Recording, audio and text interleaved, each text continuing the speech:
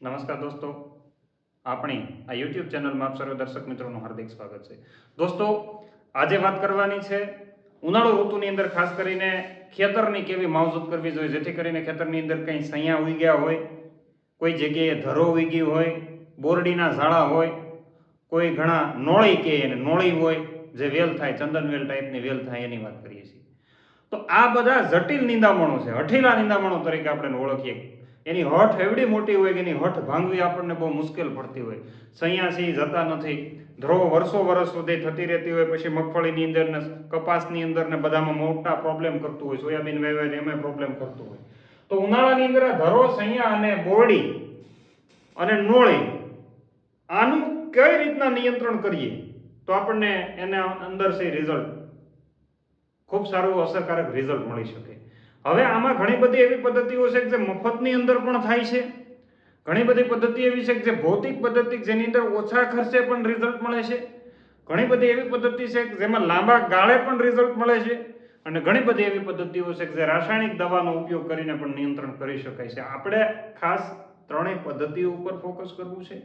સૌથી પહેલા ફેલાવાના કારણો જાણવા છે, રિઝલ્ટ કેમ નથી મળતું એની કારણ જાણવા છે, અને ખાસ કરીને આ જે આવી ગયા હોય તો એને હવે કેમ નાથી શકાય એના ઉપાયો જાણવા છે. તો દોસ્તો, મુખ્ય જે 4 હઠીલા નિંદામણો આપણા જે ખેડૂત મિત્રોના ખેતરની અંદર જોવા મળે એમાં સૌથી પહેલા સૈયા જેને સાયપ્રસ રોટન્ડસ તરીકે ઓળખવામાં આવે છે, પછી ધરો છે, પછી બોરડી છે અને નોળી. સેઢાપાળા સાફ કરવા પણ ખૂબ અગત્યના છે, કારણ કે આ બધા રોગ જીવાતના પણ ઘર છે, એટલે ખાસ એ કાળજી તમારે રાખવી જોઈએ.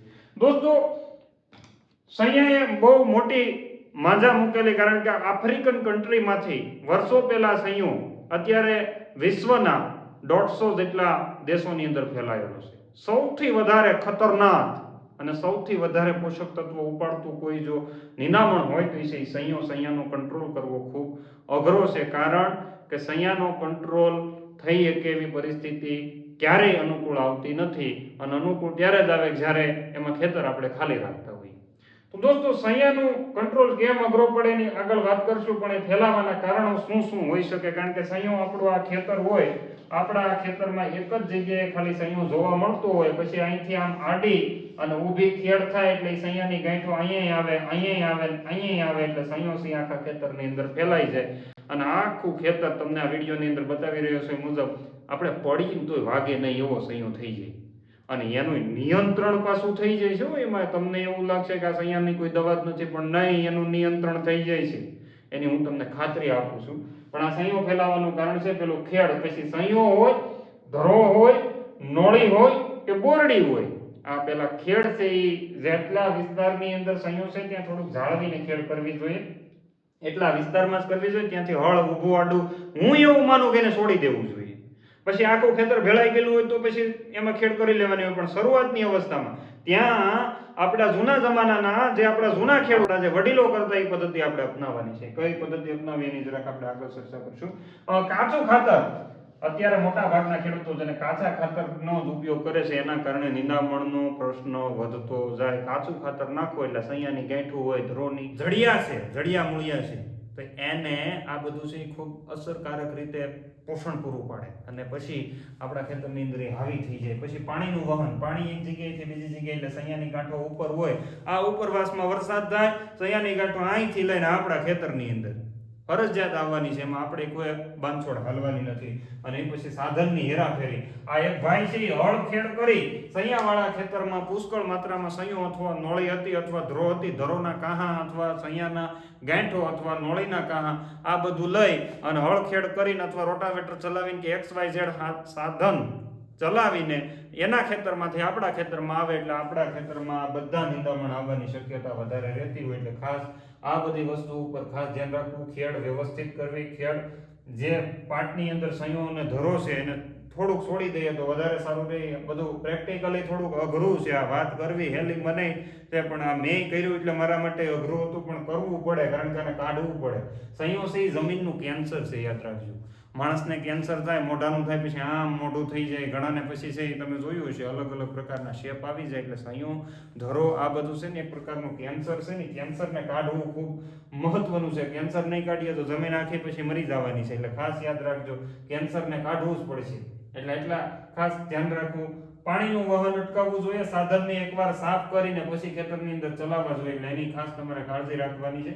રિઝલ્ટ કેમ નથી મળતા? તમને એવું થાય કે આ બધી દવાઓ છાંટીને અમને દુકાનવાળાએ એટલું કીધું, તમારે જેવા વૈજ્ઞાનિકોએ એટલું કીધું, બધું કરી લીધું. અમુક અમને એવું કે આમ રૂબરૂ મળીને તો એમ કે ઘોળે હરાવીને બેઠા છે, છતાં રિઝલ્ટ નથી મળ્યું. એની પાછળ ઘણા બધા કારણો હોઈ શકે.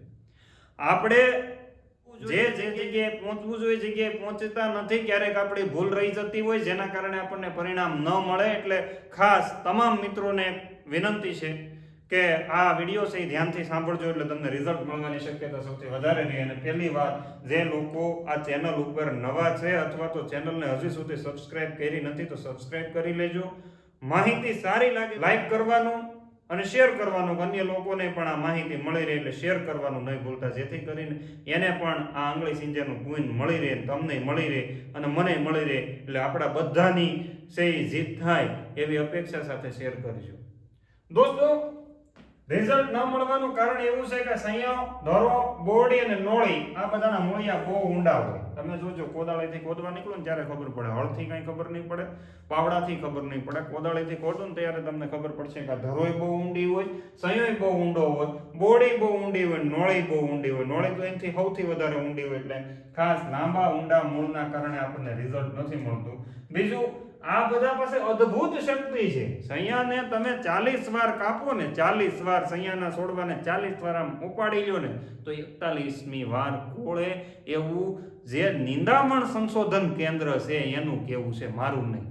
40 વખત સૈયાને કાપો અને સૈયો કાપ્યા પછી 41મી વખત કોળે, એનો હું પણ આ અખતરાનો સહભાગી છું, કારણ કે મેં આ અખતરો કરી લીધો છે.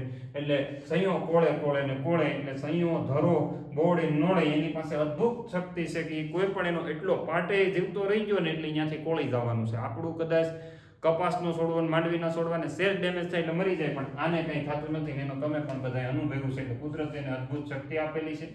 બીજું, વેક્સ વાળી રચના ધરાવે છે. આનું પાંદડું છે ને વેક્સ ધરાવે, કોટિંગ ક્યુટિકલી આપણને નરી આંખે ન દેખાય, પણ એને માઇક્રોસ્કોપની અંદર જોવામાં આવે તો એ ખરેખર દેખાઈ શકે. એટલે વેક્સ વાળી રચના વાળું આના પાંદડા હોય છે. એટલે એની અંદર છે એ દવા બને ત્યાં સુધી ઉતરતી નથી. એટલે તમે બધા ફરિયાદ કરો ને કે જે આમ કહે ને ખોળે હરાવીને બેઠા, એને કદાચ આ ઘટનાની નહીં ખબર હોય.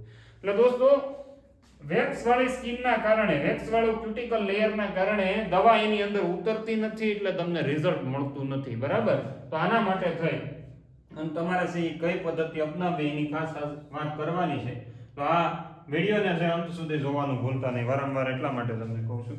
તો હવે કઈ પદ્ધતિ અપનાવવી જોઈએ દોસ્તો? તો આપણા વડીલો જૂના સમયની અંદર બાવળ ખેતરની અંદર હોય, બોરડી ખેતરની અંદર હોય કે નોળી થતી હોય તો એનું એક ભાઠું હોય ને, ભાઠાને કોદાળીએ ખોદતા. કારણ કે પહેલા માણસો ફ્રી હતા. અત્યારે એન્ડ્રોઈડ મોબાઈલ છે. પહેલા 10-15 વર્ષ પહેલા જાવ ત્યારે એન્ડ્રોઈડ મોબાઈલ નહોતા, એટલે બધા પાસે સમય હતો. અત્યારે મોબાઈલ આવી જતા કોઈ પાસે સમય નથી, એટલે એ લોકો કોદાળીથી ખોદીને ભાઠા ખોદીને કાઢતા હતા. આપણે અત્યારે આપણી પાસે કારણ કે શક્તિ નથી અને સમય પણ નથી, એટલે ખાસ એ કાળજી એવી રાખવાની છે. તો હવે એને કઈ પદ્ધતિથી કાઢવા જોઈએ? તો દોસ્તો, ભૌતિક પદ્ધતિ. ભૌતિક પદ્ધતિ એટલે હળ ચલાવીને ઊંડી ખેડ.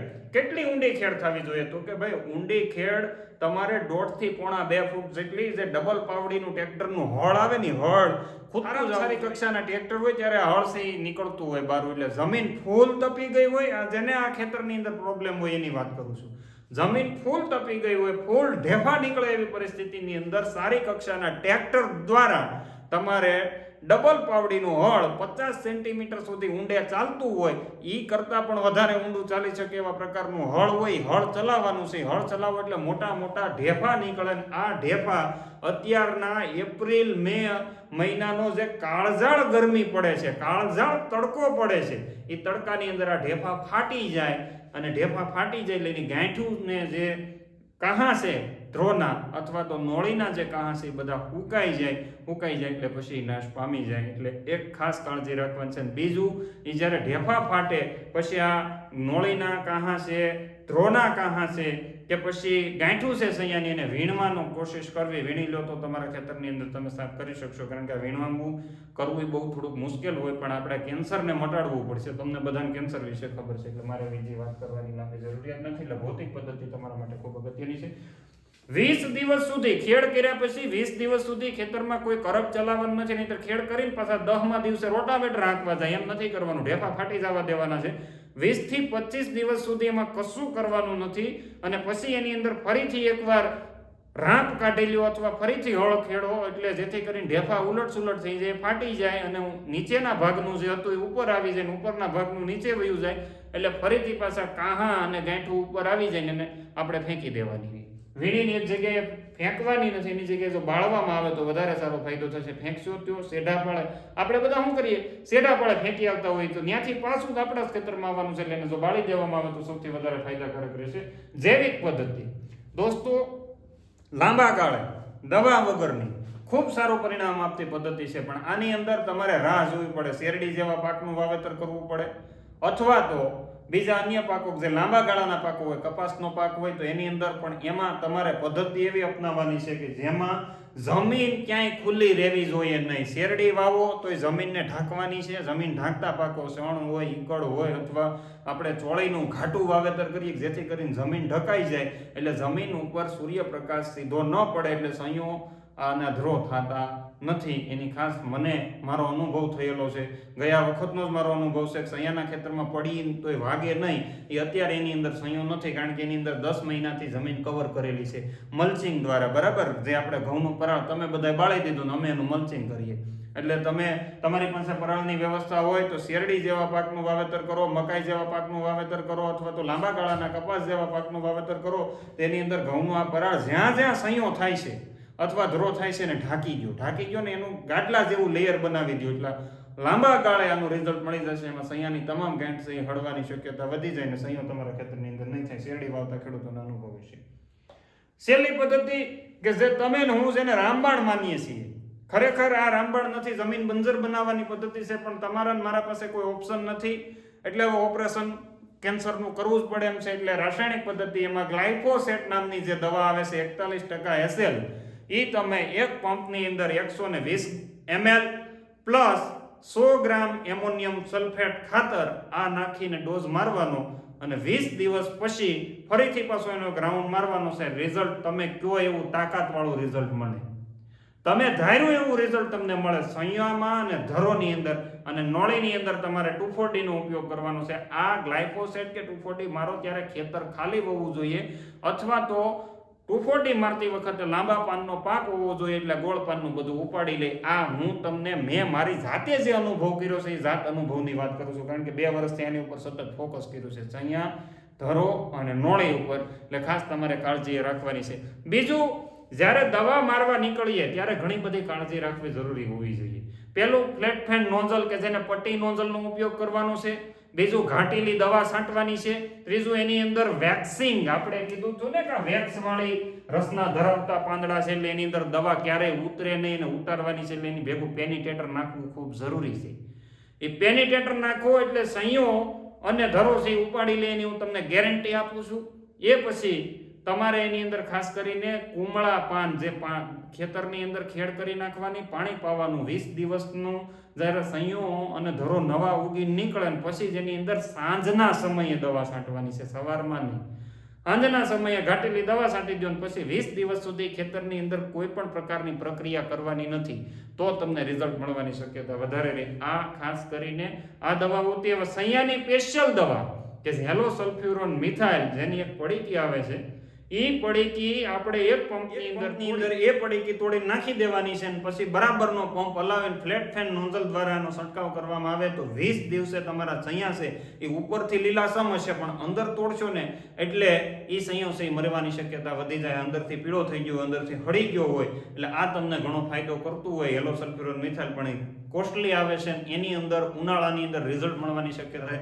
ઓછી રહેતી હોય છે.